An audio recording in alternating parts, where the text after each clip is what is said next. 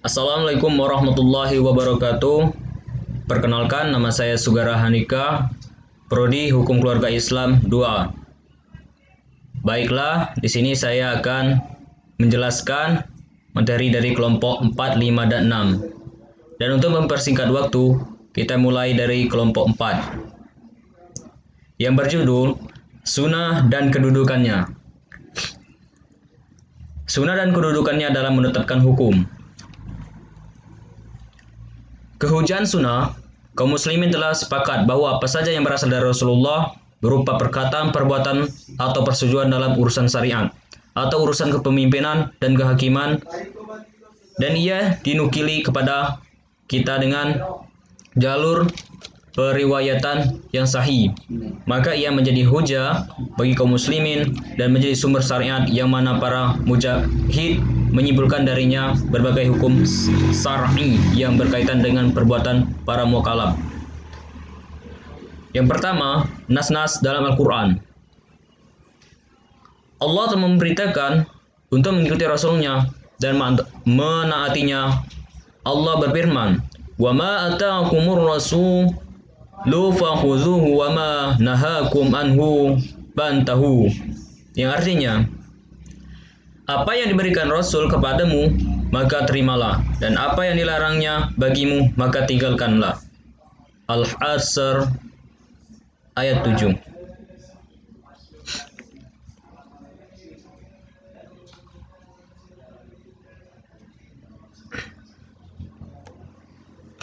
Dua, amal para sahabat. Para sahabat pada masa hidupnya Rasulullah senantiasa mengerjakan perintah dan menjauhi larangannya. Mereka tidak membedakan antara hukum yang Allah wahyukan di dalam Al-Quran Al-Karim dan hukum yang bersumber dari Rasulullah SAW. Allah berfirman, "Wa ma yantiqu 'anil hawa in huwa illa wahyuha." Dan tidaklah yang diucapkannya itu Al-Quran menurut kemauan hawa nafsunya. Ucapannya itu tiada lain hanyalah wahyu yang diwahyukan kepadanya. An-Najm ayat 3-4. Begitu pula yang mereka lakukan mencari hukum atas permasalahan di dalamnya. Jika mereka tidak menemukannya di dalam kitabullah, maka mereka kembali kepada sunnah Rasulullah SAW. 3. Melaksanakan perintah-perintah Allah yang bersifat global berdasarkan cara yang telah dijelaskan dan dirincikan oleh Rasulullah. Di dalam Al-Quran Al-Karim telah banyak disebutkan nas-nas yang bersifat global, yang mana nas-nas tersebut mengandung perintah Allah kepada manusia. Al-Quran sendiri tidak menjelaskan tata cara dalam melaksanakan perintah tersebut seperti kewajiban sholat, zakat, puasa, dan haji. Allah berfirman, "Wa aqimus sholata wa atuz zakah." Dan dirikanlah salat, tunaikan zakat. An-Nur ayat 56. Ya ayyuhallazina amanu kutiba alaikumusiyam. Hai orang-orang yang beriman, diwajibkan atas kamu berpuasa. Al-Baqarah 153. Ulangi. Ya ayyuhallazina amanu kutiba alaikumusiyam. Hai orang-orang yang beriman, diwajibkan atas kamu berpuasa. Al-Baqarah ayat 183. Walillahi 'alan nasi hijjul baiti wa man istata'a ilaihi sabila. Mengerjakan haji adalah kewajiban manusia terhadap Allah, yaitu bagi orang yang sanggup mengadakan perjalanan ke Baitullah. Ali Imran ayat 97.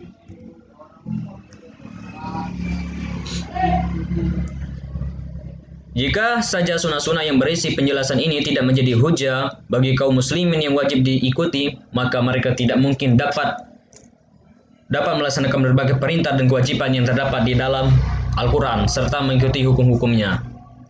Dengan ini, maka dapat ditetapkan bahwa sunnah-sunnah Rasulullah yang sahih yang bersangkutan dengan tasyri' menjadi hujah yang wajib diikuti jika wajibnya mengikuti Rasulullah dikarenakan beliau sebagai seorang utusan. Maka wajib pula mengikuti seluruh hukum yang sahih yang bersumber dari beliau, baik hukum yang menjelaskan hukum lainnya yang terdapat di dalam Al-Quran maupun itu merupakan hukum baru yang tidak terdapat dalam Al-Quran. Karena semua itu bersumber dari Sang Maksum yang telah Allah berikan padanya kewenangan dalam menjelaskan dan menyampaikan. Dengan ini maka jelaskan kehujaan sunnah. Yang selanjutnya, hubungan sunnah dengan Al-Quran dari segi hukum-hukum yang terkandung di dalamnya. Hukum yang terdapat di dalam sunnah, ada kalanya ia menetapkan hukum-hukum yang terdapat di dalam Al-Quran atau menjelaskannya, atau menetapkan hukum baru yang tidak dibahas di dalam Al-Quran dan sunnah yang tidak lepas dari salah satu dari tiga hal tersebut. Imam As-Syafi'i telah menjelaskan hal ini di dalam kitab Ar-Risalah, di mana beliau membagi hukum kepada beberapa bagian, yaitu yang pertama, hukum yang Allah jelaskan kepada hambanya melalui nas, berarti nampak atau yang tersembunyi. Perzinaan, minuman keras, memakan bangkai, daging babi. Begitu juga tentang pokok-pokok halal dan haram. 2. Hukum di dalam Al-Quran yang bersifat global. Kemudian Rasulullah merincikannya melalui sunnah qauliyah atau perkataan dan amaliyah atau perbuatan. Seperti rincian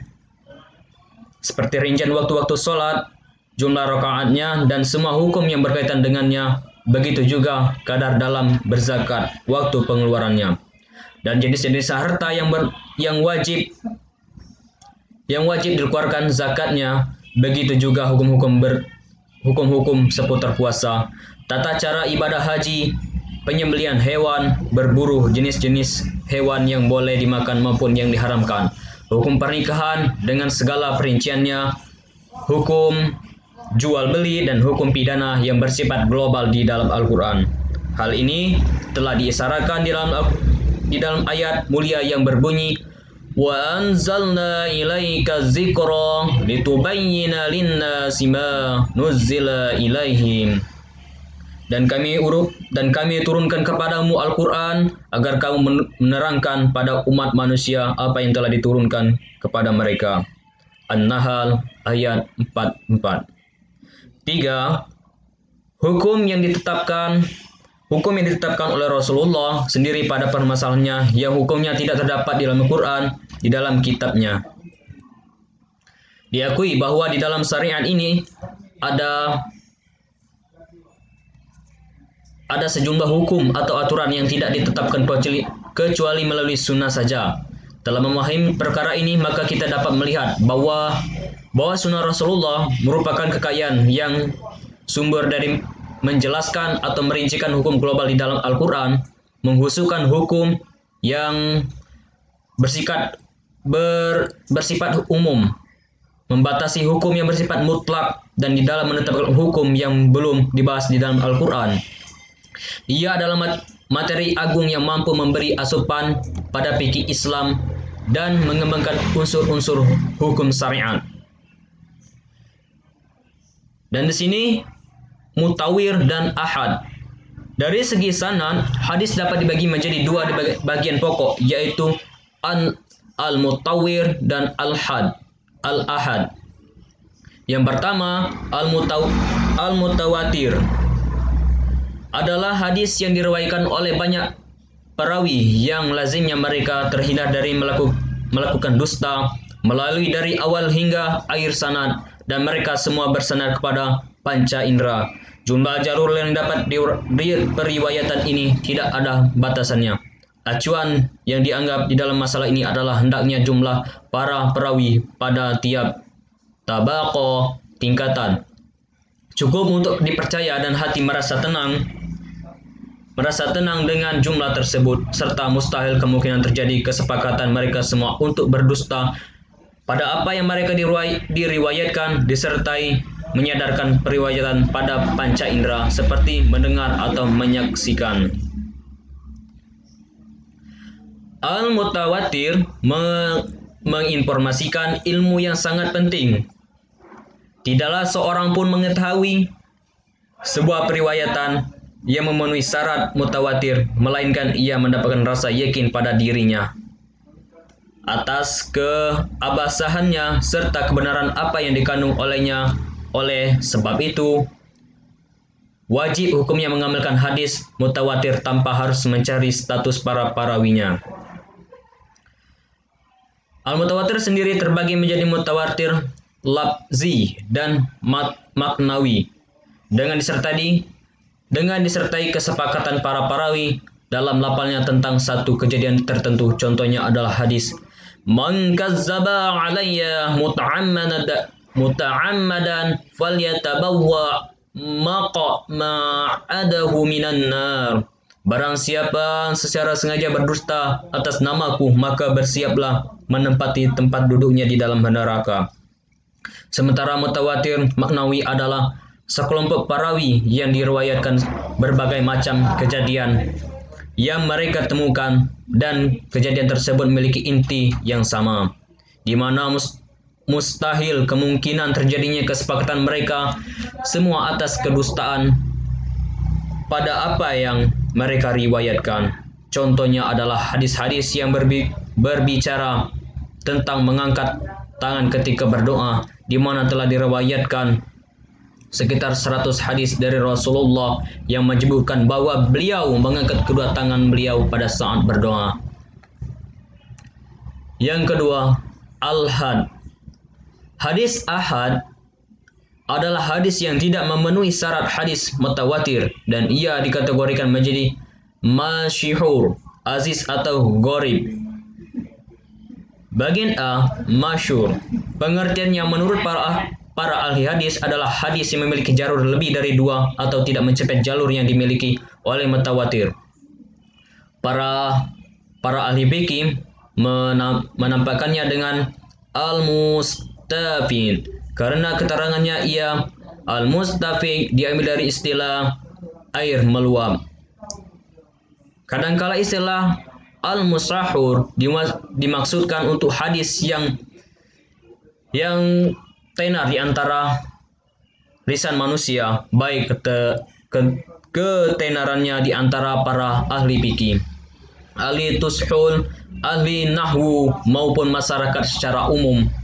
Walaupun hadis tersebut hanya diriwayatkan oleh satu perawi saja dan bahkan tidak memiliki sanad sama sekali.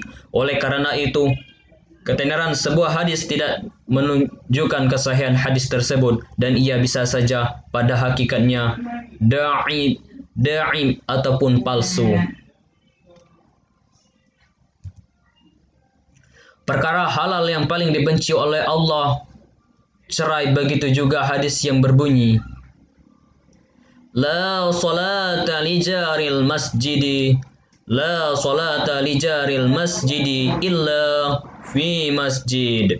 Tidak ada tempat salat bagi orang yang bersampingan dengan masjid melainkan di masjid. Contoh hadis yang mansur di kalangan ahli usul adalah hadis yang berbunyi Rufi'an ummatil qata'a wan nasyana wa mastaqrihu alaihi. Dimanfaatkan atas umatku kekeliruan, lupa, dan karena terpaksa. Contoh hadis yang mansur di kalangan pakar nahwu adalah hadis yang berbunyi Ni'mal abdu Suhaibu laulam yakhafillah halahum yu'si. Sebaik-baik hamba adalah Suhaib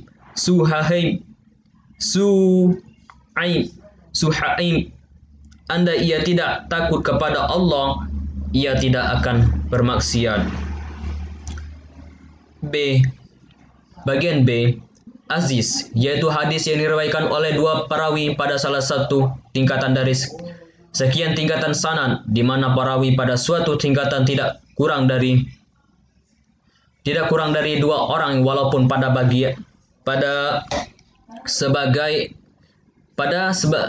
sebagian tingkatan jumlah perawinya lebih dari 2 orang. Ia dinamakan aziz karena ia kuat.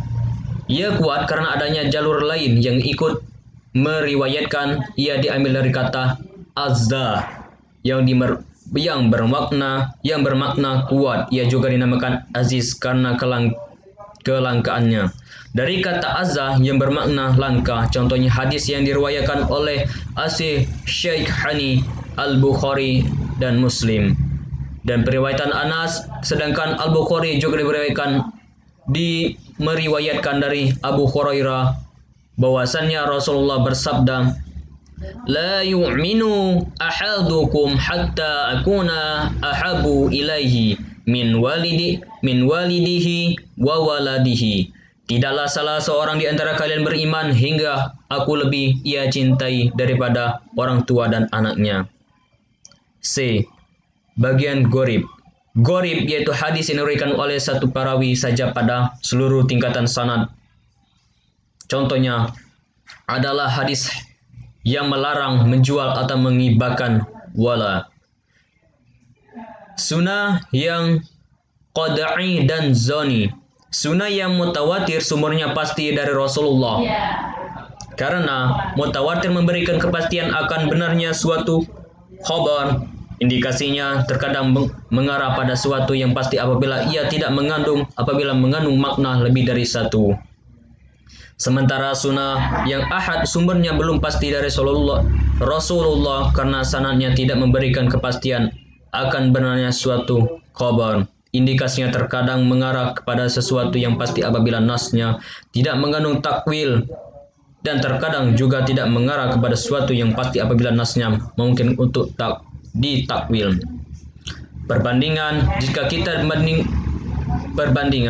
Jika kita bandingkan antara Al-Quran dan Sunnah dari segi qad'i dan zoni, maka jelas bagi kita bahwa seluruh isi Al-Quran memiliki sumber yang pasti. Di antara isinya ada yang indikasinya mengarah kepada sesuatu yang pasti, dan ada pula yang indikasinya tidak mengarah kepada sesuatu yang pasti. Kehujaan sunnah yang sahih, baik yang mutawatir ataupun ahad.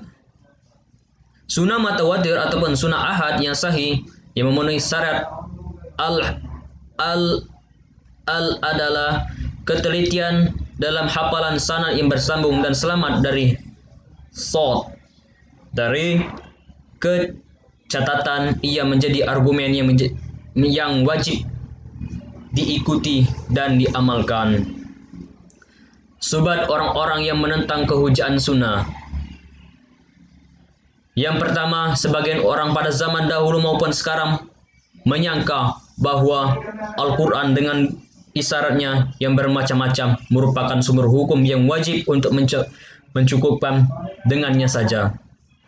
Baiklah, saya akan melanjutkan dari pemaparan materi dari kelompok 5. Perhatian ulama terhadap takrik hadis, mengetahui letaknya dan mempermudah dalam mengungkap statusnya.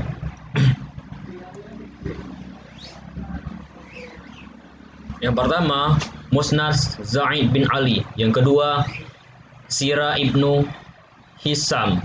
Yang ketiga, Mahazi karangan Al-Waqidi. Yang keempat, Tawaqat Ibnu Sa'ad. Hadis-hadis mansur atau maudhu'u atau palsu yang menyebar di lisan masyarakat. Banyak dari kalangan ulama di berbagai masa yang memberikan perhatian terhadap hadis-hadis yang sering diucapkan orang. Mereka menjelaskan derajatnya, mengategorikan yang dhaif, palsu, atau bahkan yang tidak dimiliki sumber sama sekali walaupun tersebar dari lisan-lisan masyarakat. Para ulama juga memberikan perhatian terhadap kitab-kitab mustaqalah hadis dan kitab-kitab rijal para perawi hadis, jar atau ta'dil, yang disertai dengan standar-standar yang menentukan kesahihan sanad maupun matan. Sisi adalah yang ketelitian serta berbicara mengenai jar atau ta'dil, lafal-lafal yang digunakan pada keduanya dan tingkatan-tingkatannya. Akhirnya, ditulislah kitab-kitab yang berbicara mengenai profil para perawi hadis agar dapat dibedakan antara perawi yang kuat dan perawi yang lemah, serta perawi yang jujur dan yang berdusta. Dengan tujuan untuk menjaga sunnah, metode penulisan Kitab-kitab tersebut pun bermacam-macam dari segi umum dan khususnya di antara karangan yang paling terkenal dalam hal ini yaitu yang pertama, karangan yang mengenalkan profil para sahabat. Seluruh sahabat memiliki sifat adalah manfaat dari mengenal profil mereka adalah membedakan hadis mursal dengan hadis ma'sul. Bagian A, Al-Isti'ab fil Ma'rifah Al-Ashab, karangan Ibnu Abdil Bar Andalusi. Bagian B, Us'al Ghoba fil Ma'rifah Sahaba, karangan Izinuddin Abdul Al-Hasan Ali bin Muhammad Ibnu Al-Asr Al-Jari.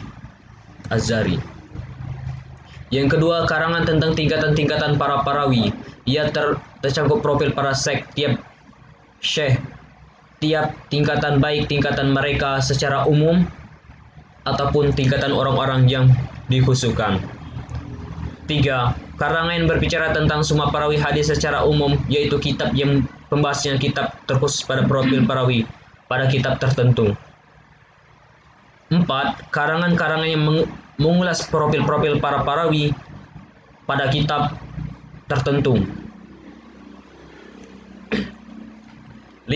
Karangan-karangan yang mengulas profil para perawi isqo saja, dan yang paling terkenal adalah kitab-kitab At-Tasiqat karangan Muhammad bin Ahmad bin Hibban Al-Busti.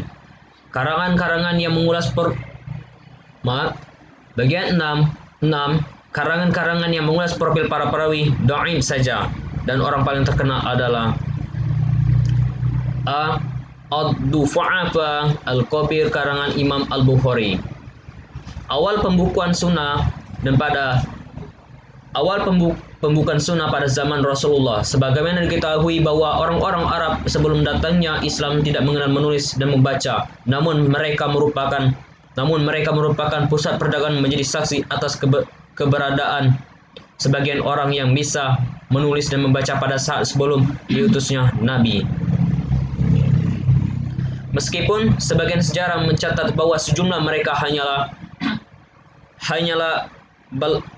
balasan orang, sebagaimana di Madinah juga terdapat segelintir orang yang bisa menulis dan membaca. Inilah maksud dari istilah yang sering diungkap dalam menyipati orang Arab bahwa mereka adalah kaum ummiyin. Pada saat Rasulullah masih hidup, para penulis wahyu yang berjumlah sekitar 40 orang, mayoritas mereka adalah penduduk asli Mekah. Sebagaimana telah disebutkan nama-nama mereka oleh pengarang kitab At-Taratib Al-Idariyah, bahkan Imam Al-Balazuri di dalam karangannya yang berjudul Futu Al-Buldan menyebutkan ada beberapa wanita yang pandai menulis. Di antara mereka adalah Ummul Mukminin Hafsah, Ummu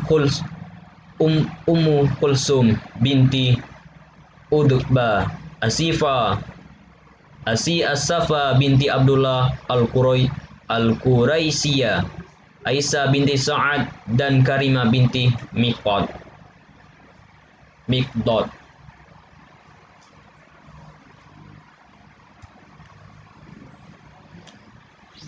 Begitu juga dengan hadis Sifa Ali, hadis yang terdapat dalam kitab Amru bin Hazm yang mencakup kewajiban-kewajiban sunnah, dan tembusan juga hadis yang terdapat dalam kitab As-Sidaqah wa Nushub Az-Zakah yang dibawa oleh Anas ke Bahrain saat diutus oleh Abu Bakar.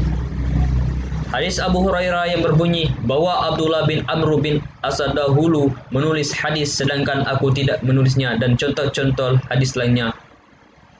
Ada juga yang berpendapat bahwa larangan menulis hadis dihapus oleh hadis-hadis yang memperolehkannya.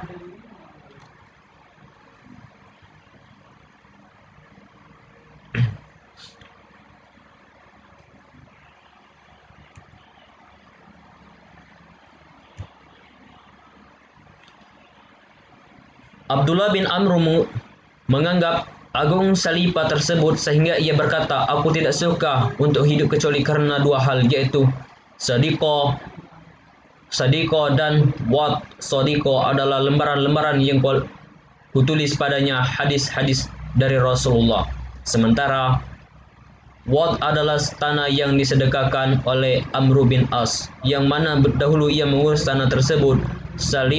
Salipah tersebut adalah salipah yang diriwayatkan oleh Abdullah bin Amr sebagaimana tertera di dalam Musnad Imam Ahmad, dan sudah pasti ia juga menulis suatu selain salipah tersebut sebagaimana Abu Hurairah pernah berkata, "Ma min ashabi Rasulillah ahadun aktsaru hadisan anhu minna illa ma kana min Abdillah ibni Amru wa innahu kana yaktubu wala aktum." Tidak ada seorang pun dari kalangan sahabat Rasulullah yang lebih banyak periwayatan hadisnya dariku selain Abdullah bin Amru, karena ia menulis sedangkan aku tidak menulis. Saya kira hadis ini ialah yang disebutkan oleh Imam Al-Bukhari di dalam bab ilmu pada kitab sahihnya yang menjadi bukti atas bolehnya menulis hadis. Sebagaimana diketahui bahwa Ibnu Abbas banyak menulis hadis-hadis Rasulullah pada lembaran papan yang selalu ia bawa pada saat menghadiri majelis-majelis ilmu dan murid beliau. Sa'id bin Jubair menulis darinya apa yang ia dikatakan kepadanya, dan akhirnya salipah Ibnu Abbas menjadi terkenal dan digunakan di kalangan kaum muslimin.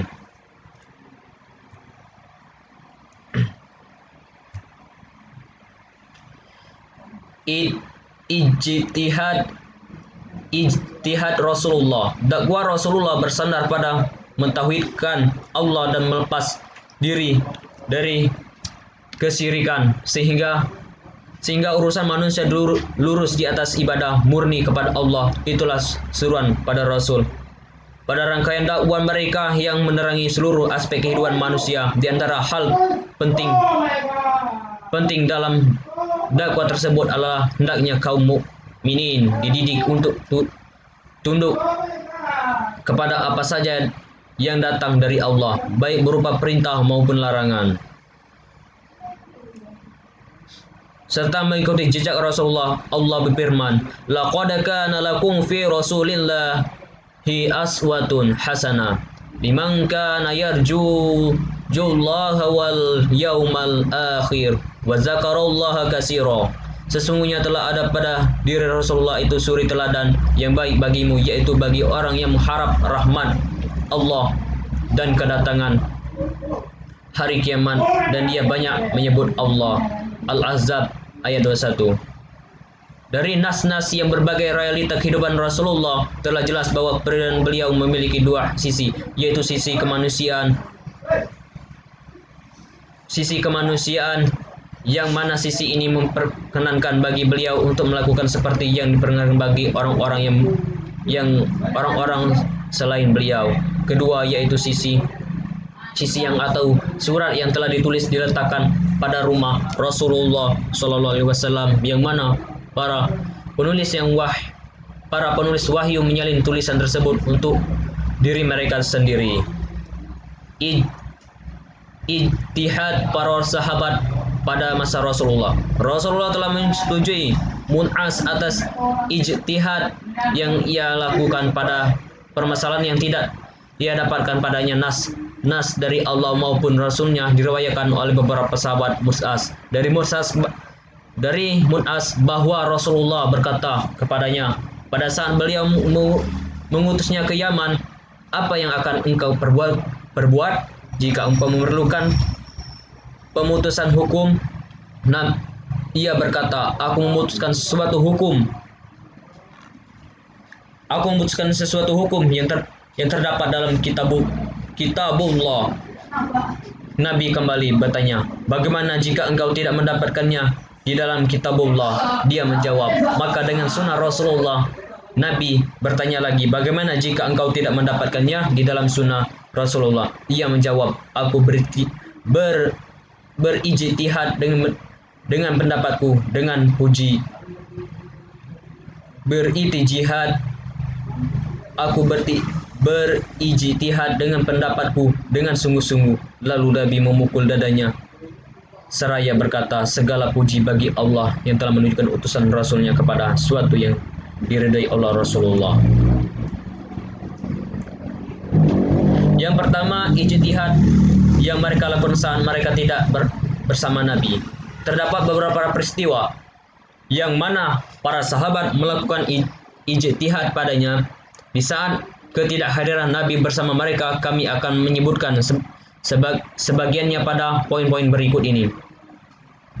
Yang pertama, Rasulullah berkata kepada para sahabat pada hari perang Ahzab, jangan ada salah satu dari kalian melaksanakan sholat asar kecuali di Bani Quraisy. Bagian kedua, ketika Ali berada di Yaman, datang kepadanya ketiga orang yang saling merebutkan seorang anak. Masing-masing dari mereka mengatakan, dia adalah anakku. Lalu Ali bertanya kepada mereka satu persatu, apakah engkau rela jika anak ini menjadi milik orang ini? Tetapi mereka semua tidak merelakannya. Kemudian Ali berkata, kalian semua adalah sekutu yang saling bertengkar. Lantas Ali mengadakan undian. Lalu ia memutuskan serta membebankan padanya untuk membayar tebusan sembah 2/3 kepada dua orang lainnya yang kalah undian. Lalu sampailah gigi geramnya terlihat karena keputusan yang dibuat oleh Ali. Peristiwa ini diwariskan oleh Khatib Al-Baghdadi dalam kitab Al-Faqih wa Al-Muttafaqi. Yang ketiga, riwayat tentang perangkap singa yang terkenal adalah riwayat dari Ali. Diriwayatkan bahwa sekelompok penduduk Yaman mendatangi lubang perangkap untuk singa. Mereka berkerumun untuk mendesak-desakan di sekitar mulut lubang tersebut. Kemudian salah seorang dari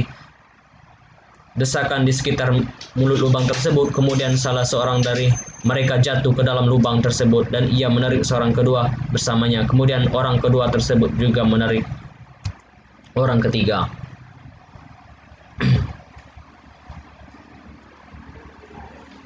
Yang keempat, ada dua sahabat Nabi yang melakukan safar, dan waktu sholat pun tiba di pertengahan safar mereka. Namun mereka tidak memiliki air untuk berwudu. Akhirnya mereka melakukan tayamum. Ketika waktu sholat tersebut belum habis mereka menemukan air, maka salah satu dari mereka mengulang sholatnya, sedangkan sahabat lainnya tidak mengulangnya. Setelah itu mereka mendatangi Rasulullah dan menceritakan hal tersebut. Kemudian Rasulullah berkata kepada sahabat yang tidak mengulang sholatnya, asabata sanata wa ajra wa ajza'atka sholatuka.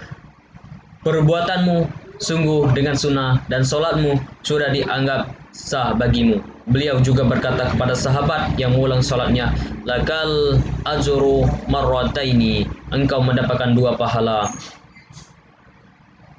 Yang kelima, diriwayatkan dari Ammar, ia berkata, aku mengalami junub dan aku tidak mendapatkan air, lalu aku berguling-guling di atas tanah dan kemudian aku sholat. Setelah itu aku menceritakannya kepada Nabi dan beliau berkata, sebenarnya begini saja cukup bagimu.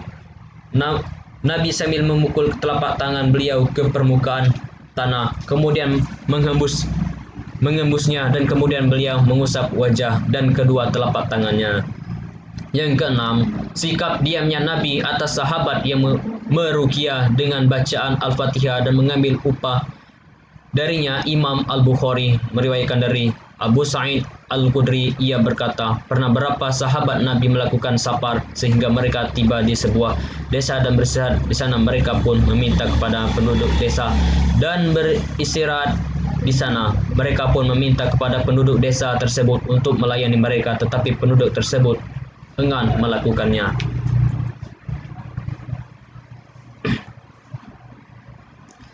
Dua, ijtihad yang mereka lakukan saat Nabi berada di hadapan mereka. Ada beberapa peristiwa yang mana para sahabat beristihad pada saat Nabi hadir di hadapan mereka. Di antaranya adalah berbagai berikut.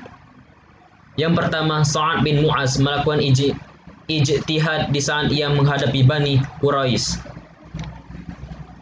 Dan beliau menghukum sesuai hasil ijtihadnya, padahal Nabi berada di hadapannya dan Nabi pun membenarkan hasil ijtihadnya.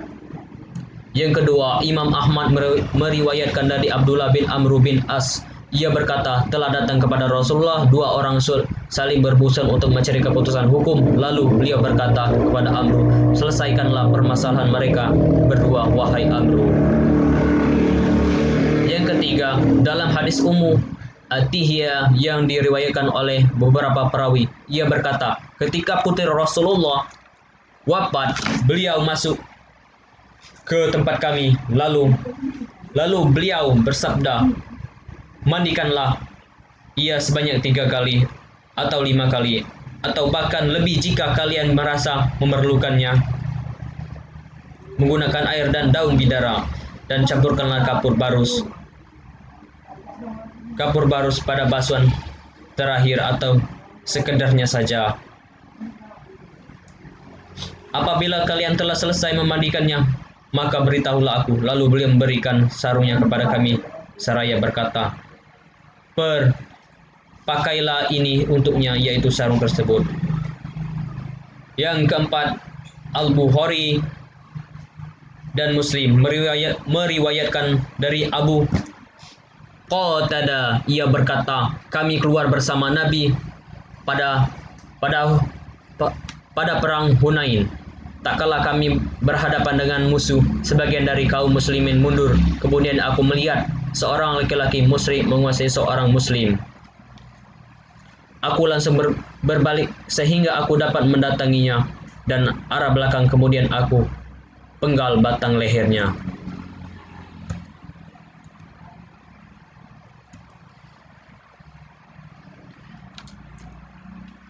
Ciri khas tasyrik dalam Al-Quran dan Sunnah.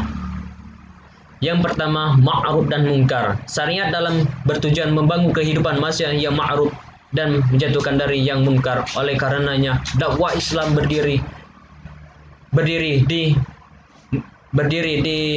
menjauhkannya dari yang mungkar. Oleh karenanya, dakwah Islam berdiri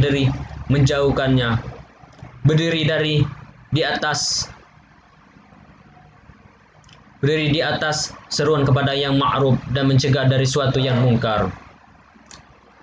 Ma'ruf adalah kebenaran yang sesuai dengan fitrah, di mana Allah menciptakan manusia di atasnya dan kebaikannya diakui di dalam Islam. Sementara mungkar adalah keburukan yang berlawanan dengan fitrah tersebut dan keburukannya diakui di dalam Islam. Sebagaimana syariat Islam tidak mencukupkan dengan mencegah dari yang mungkar dan menjelaskan perkara-perkara buruk saja, tetapi ia juga menjelaskan efek buruk darinya dan memperingatkan agar tidak mengerjakannya, sehingga masyarakat Islam menjadi masyarakat yang berbudi luhur dan teratur. Ma'ruf terbagi kepada beberapa tingkatan, yaitu yang pertama, wajib yaitu perkara yang datang dalam bentuk keharusan untuk dilaksanakan karena ia memiliki peran penting dalam memperbaiki kehidupan pribadi dan masyarakat. Yang kedua, mandub, yaitu perkara yang dianjurkan oleh syariat guna menyempurnakan kebaikan dan meningkatkannya.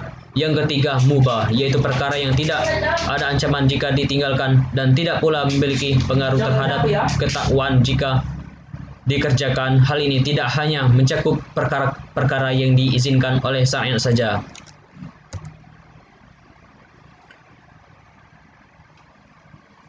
Yang keempat, haram. Haram adalah perkara yang harus ditinggalkan dan ada dalil yang menunjukkan larangan atasnya karena ia mengakibatkan keburukan yang dapat merusak kehidupan pribadi maupun masyarakat. Yang keempat,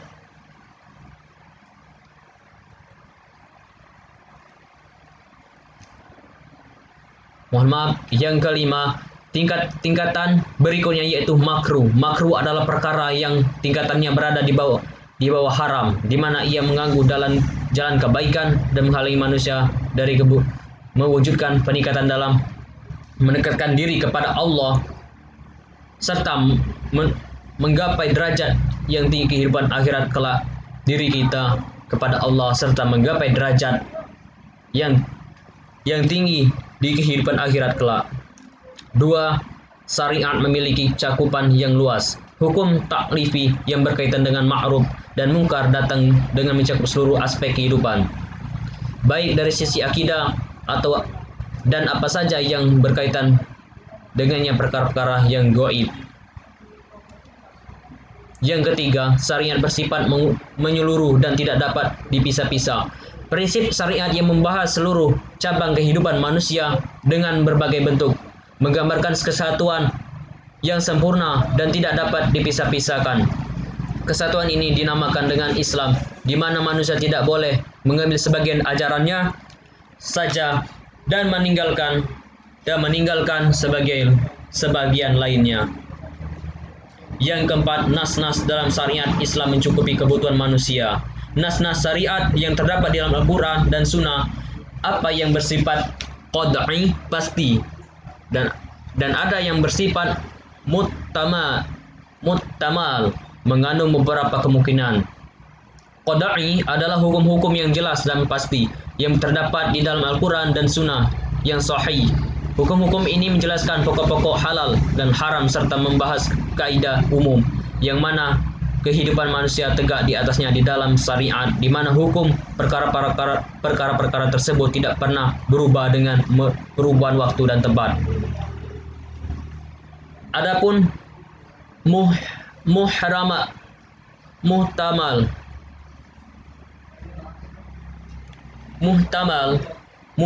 adalah mayoritas perkara yang disebutkan di dalam Al-Quran dan Sunnah. Ia berbentuk perintah, larangan, dan arahan serta memiliki lebih dari satu makna. Baiklah, kita lanjut pemaparan materi kelompok 6. Ciri khas penetapan hukum dalam Al-Quran dan Sunnah. Pertama, urusan ibadah. Nas-nas yang terdapat dalam Quran dan Sunnah menunjukkan bahwa menetapkan syariat salat adalah pada awal diutusnya Nabi sebagai Rasul, sebagaimana yang tersirat di dalam Al-Quran Al-Muzammil. Ia termasuk surat yang pertama kali diturunkan. Ya ayuhal muzammil umil laila illa qalila nisfahu awin kusminhu qalila au zid alaihi warattil qur'ana tartila inna nasulki alaika qawlan sakila innana syi'atal laili hiya asyaddu wata'an wa aqwamu qila. Hai orang-orang yang berilmu, bangunlah untuk sholat di malam hari kecuali sedikit daripadanya, yaitu seperduanya, atau kurangilah dari seperdua itu sedikit atau lebih dari seperdua itu. Dan bacalah Quran itu dengan perlahan-lahan. Sesungguhnya kami akan menurunkan kepadamu perkataan yang berat. Sesungguhnya bangun di waktu malam adalah lebih tepat untuk khusyuk, dan bacaan di waktu itu lebih berkesan. Maka dari itu, sebagian ulama berpendapat bahwa hukum sholat satu malam penuh pada awal mulanya adalah wajib.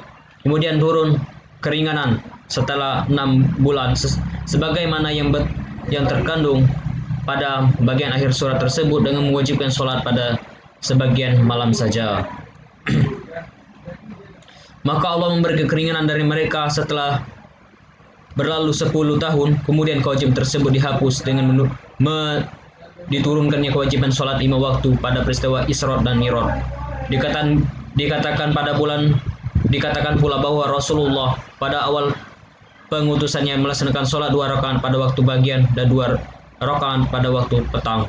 Dua sholat ini merupakan maksud yang dikandung oleh ayat-ayat surat Makkiyah yang menyebutkan tentang sholat seperti ayat Al-Mu'minun 1-2.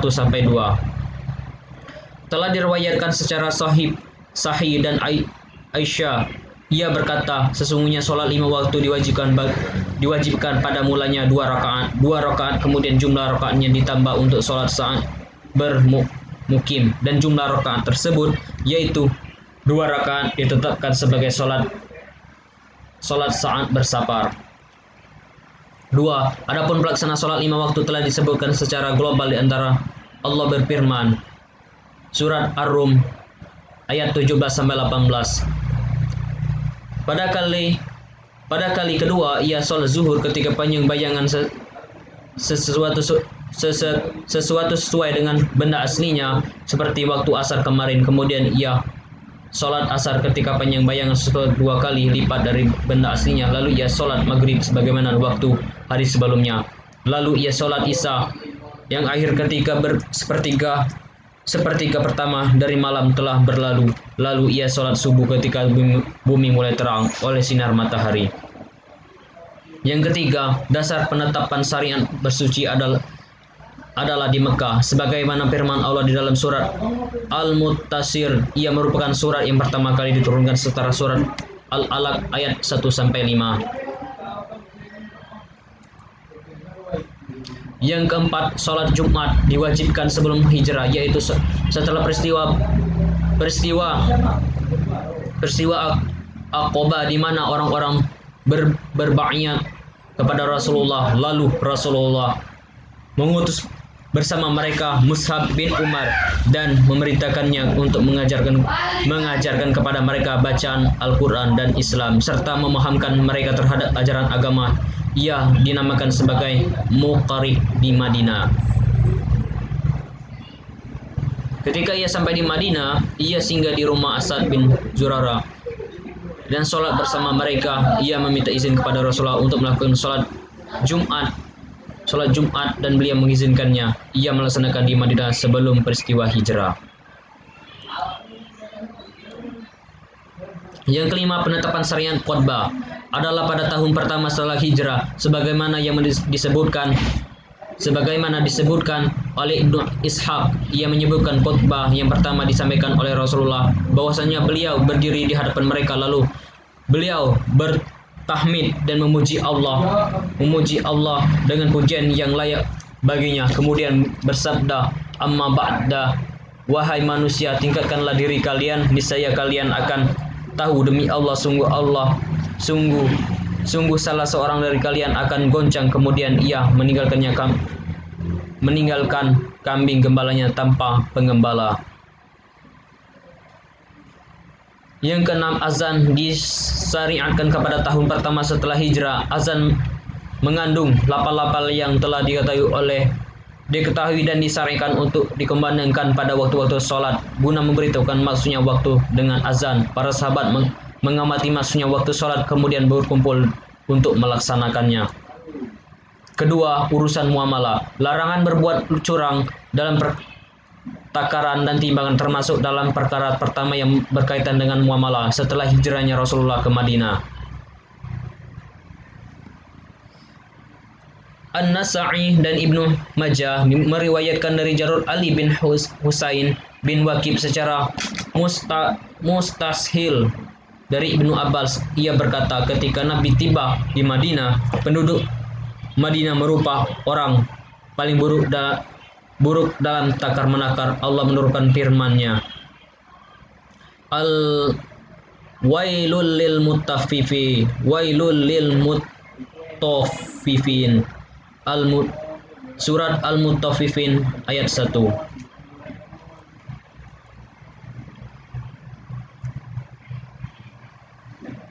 Yang kedua, pada tahun keempat setelah hijrah disyariatkan bagi pemimpin yang adil untuk membagi tanah yang tidak bertuan kepada sebagian rakyat serta membagi barang tambang dan air selama terdapat kemasalahan padanya. Adapun membagi-baginya dengan pilih kasih tanpa adanya hak dan kemaslahatan sebagaimana dilakukan sebagai pemimpin dari ini, itu merupakan kezaliman yang tidak boleh dilakukan.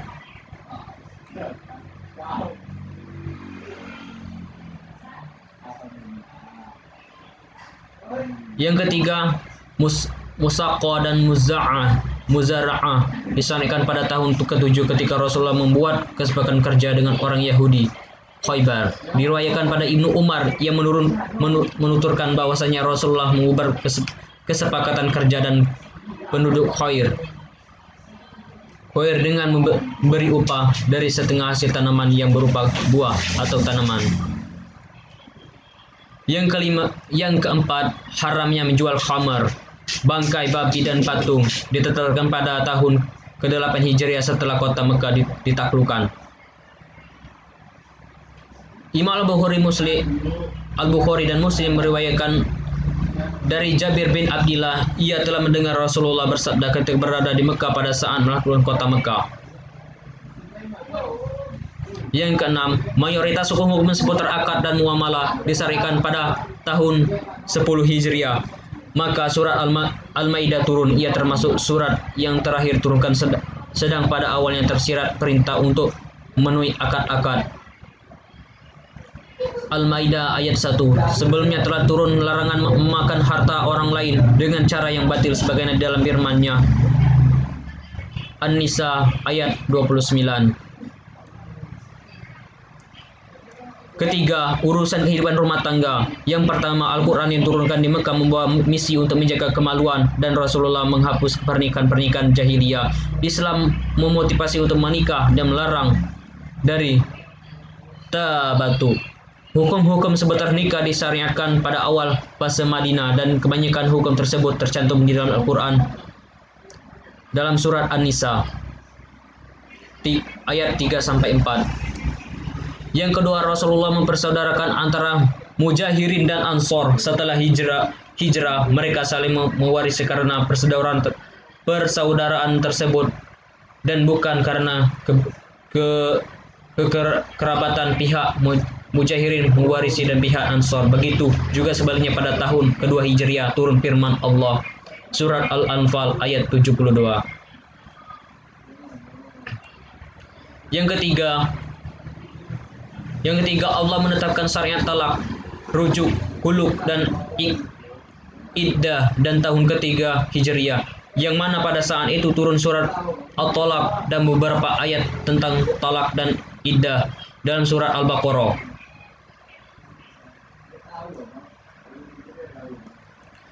Yang keempat, syariat tentang meminta izin dan hijab pertama kali ditetapkan pada tahun ke-5 Hijriah dengan ayat yang mengusulkan hijab bagi para istri Rasulullah dalam surat Al-Ahzab, dan ia termasuk syariat yang diturunkan sesuai dengan usulan Umar bin Khattab sebagaimana disebutkan di dalam As-Sahihain.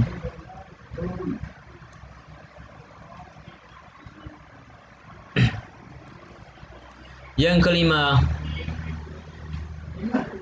ila disyariatkan juga pada tahun ke-5 Hijriah di mana turun firman Allah surah Al-Baqarah 226 sampai 227. Dengan ayat ini Allah menghapus kebiasaan orang-orang jahiliyah berupa berpanjang waktu ila, di mana seorang laki-laki pada masa jahiliyah melakukan ila kepada istrinya dalam waktu setahun atau dua tahun, sementara Islam menanggungkan ila sehingga 4 bulan. Setelah tiba 4 bulan, sang suami kembali kepada istrinya maupun menalaknya. Yang keenam, pada masa jahiliyah zihar dianggap sebagai talak dan menjadikan istri haram bagi suami. Keempat, masalah kejahatan pidana. Yang pertama, syariat rajam dalam perzinahan atas seorang yang muson turun pada tahun keempat setelah Hijriah, yaitu ketika terjadi peristiwa perzinahan antara lelaki Yahudi dan wanita Yahudi, maka Rasulullah berajam mereka berdua.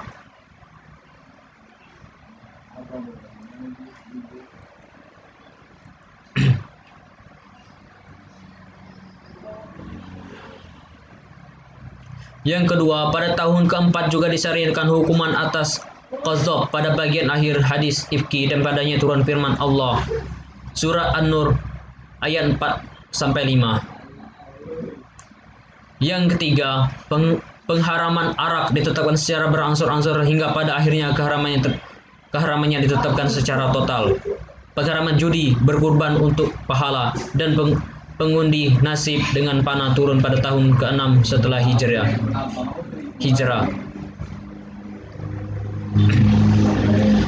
Yang keempat, hukum bagi perampok ditetapkan pada tahun ke-6 atau ke-7 Hijriah. Al-Bukhari dan Muslim meriwayatkan pada Anas bin Malik. Ia berkata, sesungguhnya beberapa orang dari Ukul dan Uraina yang berjumlah 8 orang datang kepada Rasulullah, lalu mereka membaiat beliau atas Islam.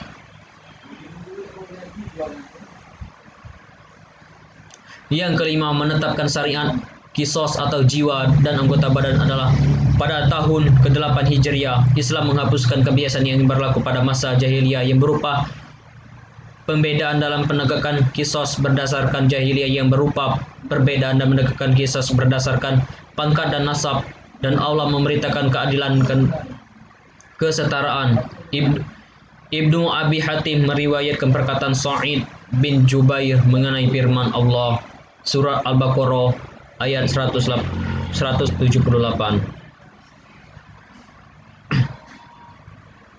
Kelima, urusan jihad dan gerilya, hubungan antar negara. Syariat yang pertama, syariat izin untuk berperang diturunkan pada turun pertama setelah hijrahnya Rasulullah, yaitu dengan turunnya firman Allah Surat Al-Hajj ayat 39 sampai 41.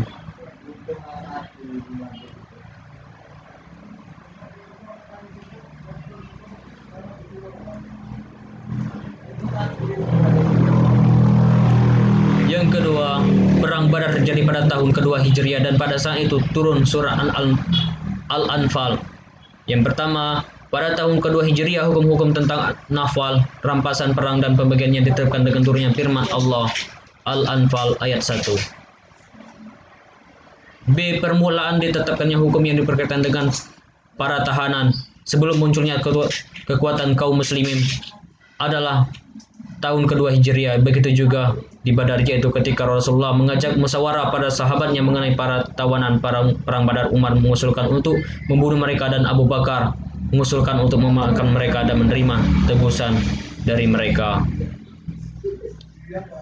C. Adalah mewajibkan bagi seluruh kaum muslimin agar tidak lari jika satu orang dari mereka menghadapi 10 orang dari musuh dan kemudian datanglah keringanan. Imam Al-Bukhari meriwayatkan dari Ibnu Abbas, ia berkata ketika ayat ini turun surat Al-Anfal ayat 65. Yang kelima, ketika Nabi tiba di Madinah, muamalah orang yang kafir dengan beliau terbagi menjadi 3 kelompok. Pertama, kelompok yang beliau ajak untuk berdamai, mereka tidak memerangi beliau. Dan kedua, kelompok yang memerangi beliau dan sementara menampakkan kepermusuhan terhadap beliau, mereka adalah orang-orang musyrikin. Yang ketiga, kelompok yang mendiamkan beliau, tidak mengajak beliau untuk berdamai dan tidak jaga memerangi beliau, tetapi mereka menampakkan bahwa mereka bersama beliau dan menyembunyikan permusuhan terhadap beliau, dan mereka adalah orang-orang munafik. Baiklah, mungkin itu saja pemaparan materi dari kelompok 5 dan 6. Kalau ada salah kata, ada kekurangan, saya mohon maaf. Saya akhiri, wabillahi taufiq hidayah. Wassalamualaikum warahmatullahi wabarakatuh.